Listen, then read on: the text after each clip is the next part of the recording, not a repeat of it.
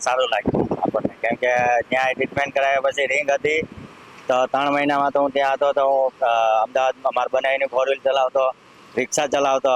પછી ત્યાંથી જ્યારે આવવાનું ત્યારે અહીંયા આવ્યો ત્યારે અહીંયા મોટી ગાડી રિંગ પર એકવાર ચલાવી, રિંગ કાઢ્યા પછી બી ચલાવતો થઈ ગયો એમ. તો જીતેન્દ્રભાઈ આજે ટ્રક ચલાવી રહ્યા છે, એમનો રોજગાર ફરીથી એમને ચાલુ કર્યો છે.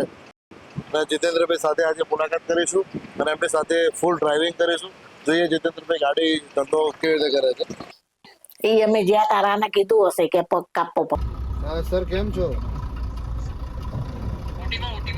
હા, એ ખૂબ સારા સમાચાર આપું તમને કે જીતેન્દ્રભાઈ અત્યારે ફાઇનલી પોતાનું ટ્રક ડ્રાઇવિંગ કરી રહ્યા છે અને સરસ બહુ આમ હા બસ.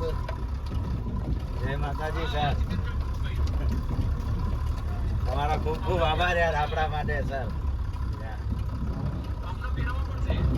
એવું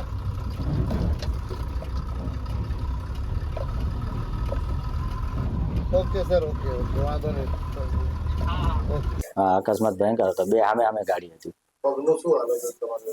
પગને મતલબ આ તૂટી ગયું ને હાડકું, એટલે છૂટો જ થઈ ગયો હતો. ચામડી ઉપર હતો પગ, આમ સીધો નતો રહેતો, આમ પડી જતો હતો પગ.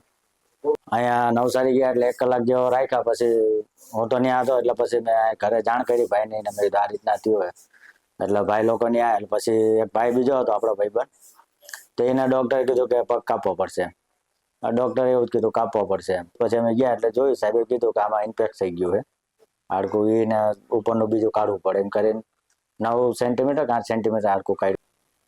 જીતેન્દ્રભાઈ સોલંકી, જેમની ઉંમર 37 વર્ષ છે, સુરતના રહેવાસી છે. તેમને આજથી લગભગ 6-7 વર્ષ પહેલા એક્સિડન્ટ થયો હતો. ઘૂંટણથી નીચેના હાડકામાં ફ્રેક્ચર થઈ ગયું હતું. સળિયા વડે ઓપરેશન કરાવેલું.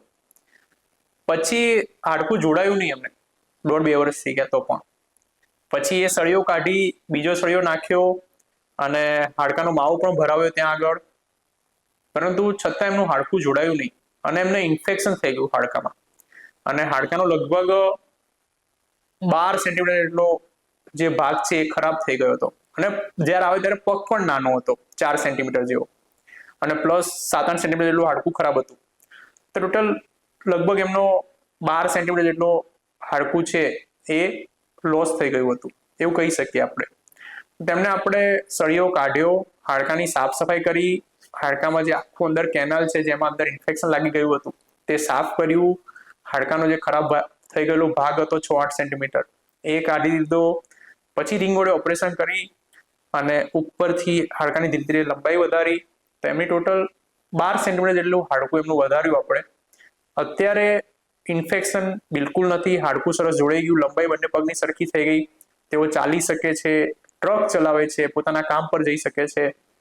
તો અત્યારે તેમને પોતાનું કામ કરતા, ટ્રક ચલાવતા, પોતાનું જે રોજીરોટી કહેવાય પોતે જાતે કમાતા થઈ ગયા. તો એ બધું જોઈને 9 મહિનાનું કીધું હતું, પણ 9 મહિના 2 મહિના વધારે રાખી હતી. 2 મહિના રિંગ ઉપર ચાલતો થઈ ગયો તો 9 પછી. આ નીરવભાઈ વિડીયો મૂક્યો નહીં, આપણે જોયો ને એના કારણે જ મારે એમની હારે મુલાકાત થઈ. બાકી વિડીયો ના જોયો તો અત્યારે ત્યાં ઓપરેશન ના થયું હોત મારું. સાહેબનો ખૂબ ખૂબ આભાર, એમને આપણા માટે ભગવાન થઈને આવ્યા. તે તો સારું છે, હાલે એટલો ઉપરવાળાનો આભાર, નો ડોક્ટરનો આભાર એટલો.